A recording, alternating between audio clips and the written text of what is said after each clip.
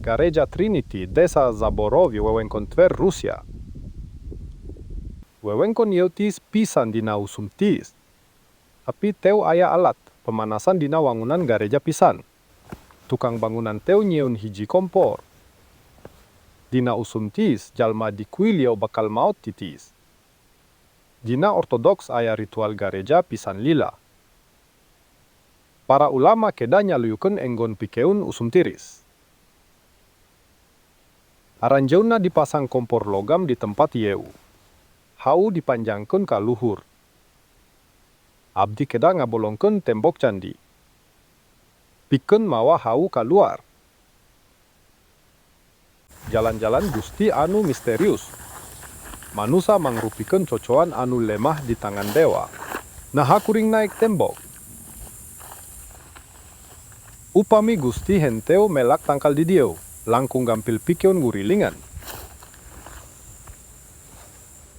Abdi bade ngadeukotan. Sagalana di dieu ambruk bata oyag handapeun suku. Tapi Gusti hoyong nunjukkeun ka jalma-jalma zaman baheula anu nyata. Janten kuring kedah ngalakukeun akrobat bahaya.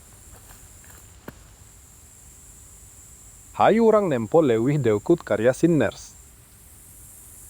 Naon dahsyat liang. Seur bata anu dipegat tina tembok. Pikun masang liang haseup di dieu. Jelas liang dahsyat ieu teu rencana naku arsitek. Liang kedah ditinju saatos perubahan iklim.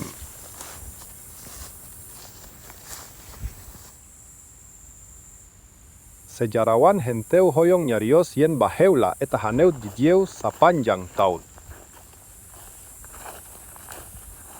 Kuring kudu balik taliti. Gusti, naha anjeun tumuh rungkun sial yeu. Nalika gareja yeu diwanggun teu aya usum tiri satana pitis di Rusia. Tapi lajeng bencana iklim lumangsung. Urang dah masang kompor. Jong megatkeun tembok ngaleupaskeun cimnis. Sajarah, sains, jeung agama nyumputkeun kanyataan perubahan iklim di zaman baheula. Tapi kami gaduh bukti anu kuat.